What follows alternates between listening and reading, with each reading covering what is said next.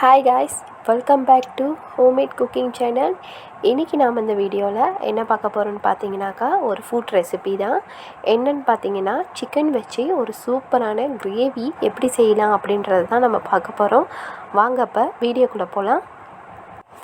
நான் இதில் ஒரு ஆஃப் சிக்கன் எடுத்திருக்கேன். சிக்கன் எடுத்து நல்லா சாப் பண்ணிவிட்டு உப்பு போட்டு கழுவி எடுத்துகிட்டு வந்துட்டேன். 10 சின்ன வெங்காயம் எடுத்து வெட்டி வச்சுருக்கேன். ஒரு நீட்டு சிவப்பு மிளகா அதை எடுத்து சின்னதாக ஸ்லைஸ் பண்ணியிருக்கேன். அடுத்ததாக பூண்டு 4 பல்லு பூண்டு, கொஞ்சமாக பெரிய துண்டு இஞ்சி எடுத்து இடித்து வச்சுருக்கேன். கருவேப்பிலை 2 ஸ்ட்ரிங் கருவேப்பிலை எடுத்திருக்கேன். ஒரு பழுத்த தக்காளி பழம் எடுத்திருக்கேன்.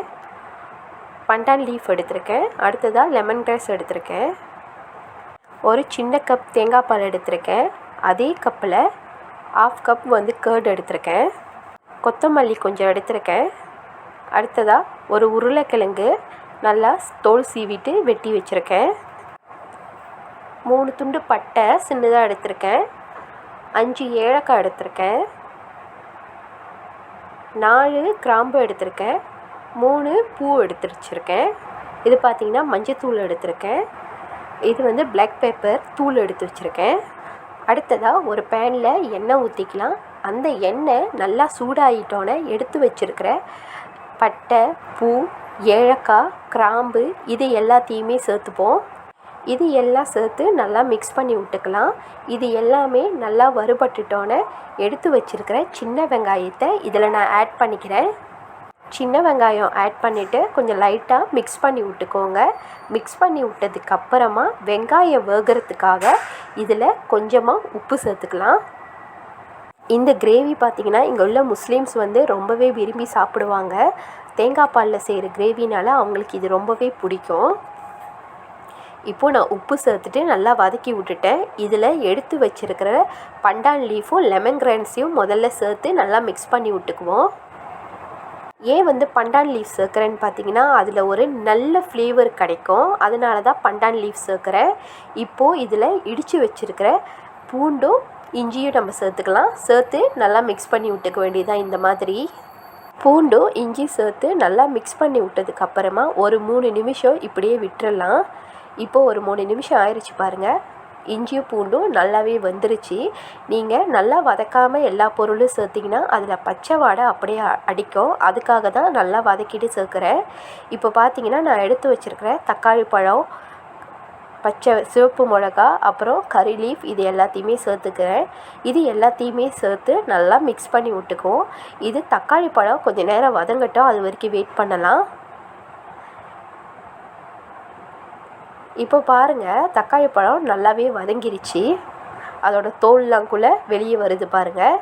இந்த மாதிரி இருக்கிற டைம் நல்லா மிக்ஸ் பண்ணி விட்டுக்கலாம். அடுத்து மிக்ஸ் பண்ணிவிட்டு எடுத்து வச்சுருக்கிற உருளைக்கிழங்கை இதில் சேர்த்துக்கிறேன். சிக்கன் சேர்க்குற முன்னாடி முதல்ல உருளைக்கிழங்கை சேர்த்துக்கலாம். ஏன்னா உருளைக்கிழங்கு நல்லா ஹார்டாக இருக்கும். அதை முதல்ல ஹாஃப் குக்கு வேக வச்சு எடுத்துக்கலாம். இப்போது இந்த உருளைக்கிழங்கு எல்லாத்தையும் நான் நல்லா மிக்ஸ் பண்ணி விட்டுக்கிட்டேன். அதில் 250 ml தண்ணி ஊற்றிக்கிறேன். இப்போது இந்த தண்ணி நல்லா சுண்டி வரட்டும்.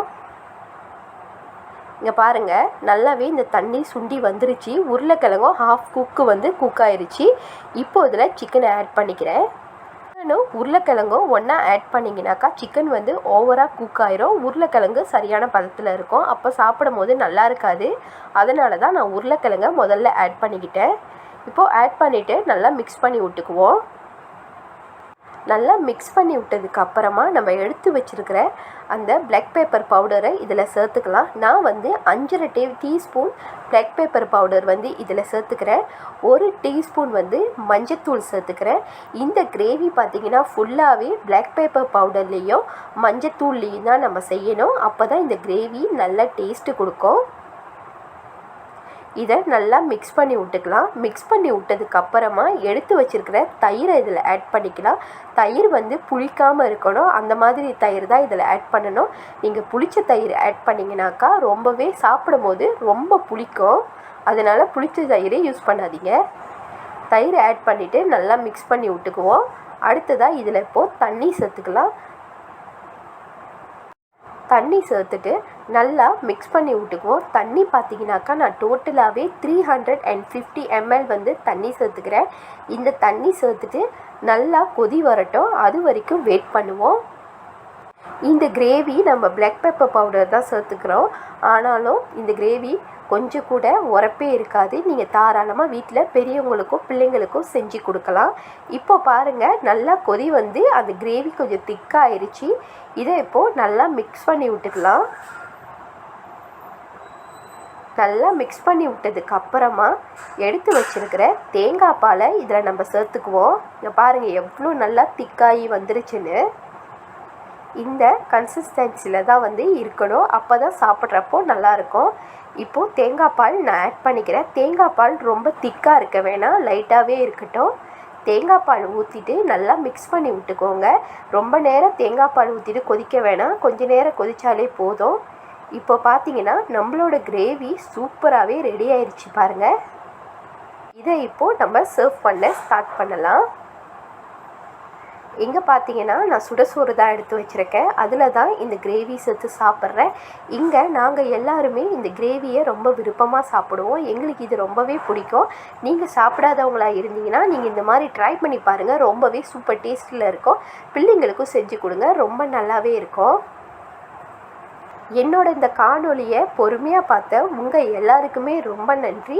மறுபடியும் நாளைக்கு உங்களை ஒரு சூப்பரான சமையல் வீடியோவில் வந்து சந்திக்கிறேன். அது வரைக்கும் உங்கள் homemade cooking channel. Bye bye and take care guys.